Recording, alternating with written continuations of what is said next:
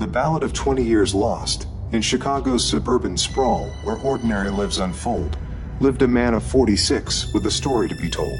20 years of marriage true since they were 17, first loves intertwined as one, purest love they'd ever seen. She began to change herself. 45 pounds she did lose. The attention that she craved became the path that she would choose. Girls' weekend at the lake house, with coworkers, she did say. But she returned so different, groomed in such a foreign way. Never did she shower late, in 20 years of married life. But that night she washed away the evidence of strife. His stomach knew before his mind what his heart could not accept, that the woman that he cherished had already been swept. On the road to New York State, with their children in the back, the musical of love played on, and his composure finally cracked. Ugly tears fell from his eyes as he told her what he knew. For a week she did deny it, swearing nothing was untrue. Then came the conference planned. 4 days away she'd go. He caught her packing lingerie, and the truth began to flow. Trickled truth, drop by drop, each revelation worse. At the holiday party, she had broken sacred verse. A coworker touched her thigh. She froze but didn't fight. Later, when they were alone, they kissed in dim moonlight. But weeks later, she confessed, that very night they'd done much more.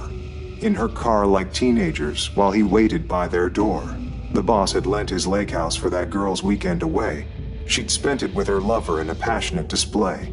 The conference where she promised that she'd end this sordid mess became 4 nights of betrayal, 4 nights of wickedness. He tracked her on his phone app, knew her patterns, knew her lies, while she looked him in the eye with her false apologize. It's just sex, she tried to say, nothing more than physical need, while his heart bled on the floor from her selfish, cruel deed. She asked him so casually, projection at its best. Haven't you ever wanted to fuck someone? What a test. He'd been faithful all along, she his first, his only one. While she rutted in parking lots, their sacred bond undone. The sex was different, she explained. Aggressive, rough, and raw. Everything he wasn't, everything that broke love's law. Hair pulled back and neck held tight, danger in each encounter. While at home, he'd loved her gently, been her faithful mourner. No protection had been used in their reckless, selfish game. Now he couldn't touch his wife, filled with sickness and with shame. 20 years of anniversaries approaching, meant to heal. But how can you repair a heart that can no longer feel? Brother flew from Seattle when he heard his siblings' pain. First time in 2 years they'd met, crisis brought them close again. Choices had to be made now, lawyer consulted, papers filed. The family home must be sold, custody rights reconciled. She was furious, he'd told the other betrayed spouse. Ruined an innocent woman's life, she said about his vows. To bring truth into the light, to stop the secrets and the lies. The audacity of cheaters when their deeds are scrutinized. Months have passed, the divorce done. He's learning how to date.